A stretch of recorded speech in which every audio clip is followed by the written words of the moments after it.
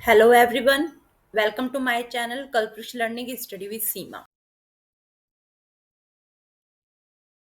अब हम कर रहे हैं अपना 6.3 का क्वेश्चन नंबर 3। तो क्वेश्चन नंबर 3 में कह रहे हैं diagonal AC and BD of a trapezium ABCD with AB parallel to DC। तो वो कह रहे हैं हमारे पास एक ट्रेपीजियम है, उसके जो डायगोनल्स है वो AC और BD है, ठीक है, जिसमें AB पैरेलल टू DC है, ठीक है, क्योंकि ट्रेपीजियम में अपोजिट साइड जो होती है वो पैरेलल होती है।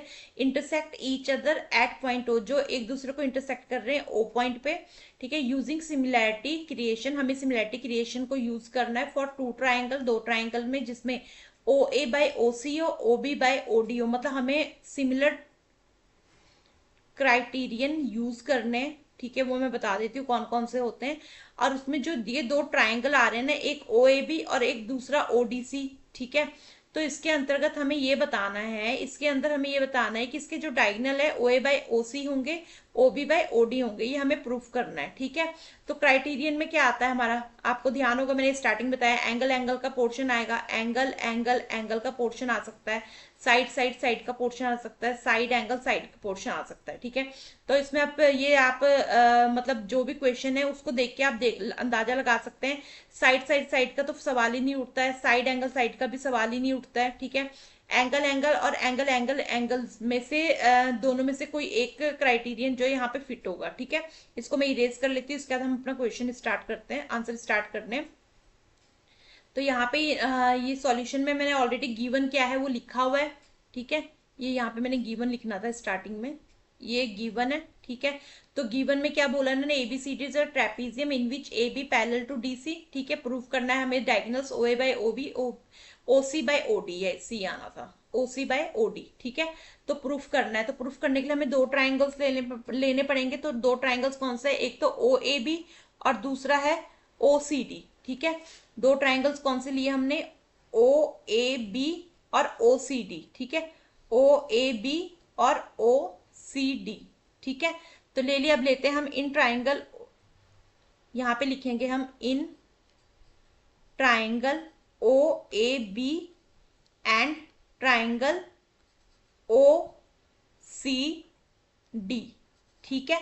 तो अब वो कह रहे हैं इसमें हमें बताना है, तो अब सबसे पहले क्या करेंगे हम, पहले हम ले लेंगे ए ओ बी, सिर्फ ए ओ बी, ठीक है। मैं यहाँ पे रेड मार्किंग कर देती हूँ, आपको आइडिया लग जाएगा। पहले लेंगे हम ए ओ बी, ठीक है, 1 = 2, क्यों, क्योंकि वर्टिकली अपोजिट है, जैसे आप देख सकते हैं, ठीक है। यहाँ पे हम लिखेंगे A O B equal to C O D, क्यों, क्योंकि वर्टिकली अपोजिट है, क्यों है, वर्टिकली अपोजिट है। तो यहां पे हम लिख देंगे angle A O B, angle, red pen आ गया, ब्लैक पेन का यूज करना था,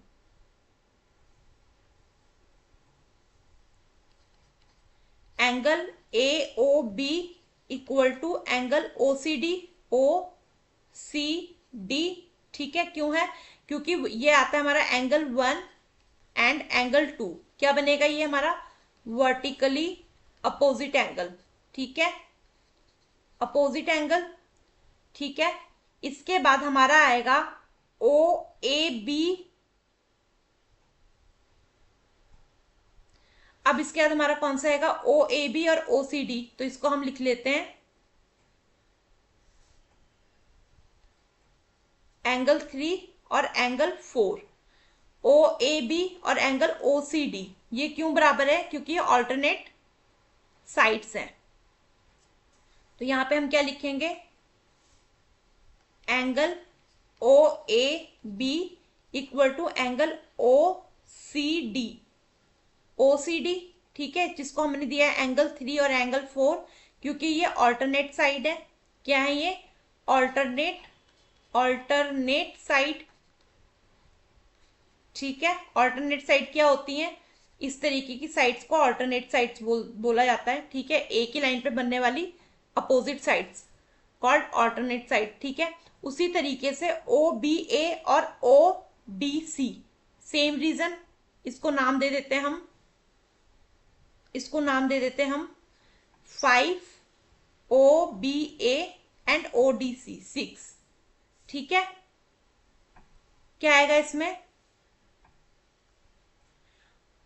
angle OBA equal to ODC, angle OBA equal to ODC, ठीक है। इसको देंगे एंगल 5 इक्वल टू एंगल 6। ये भी क्या है, ऑल्टरनेट साइड है, ऑल्टरनेट साइड है, ठीक है। अब ये जो ट्राइंगल है, ट्राइंगल OAB सिमिलर टू, यहाँ पे आएगा triangle OAB similar to triangle OCD, OAB triangle OCD, ठीक है। ये सिमिलर होगा।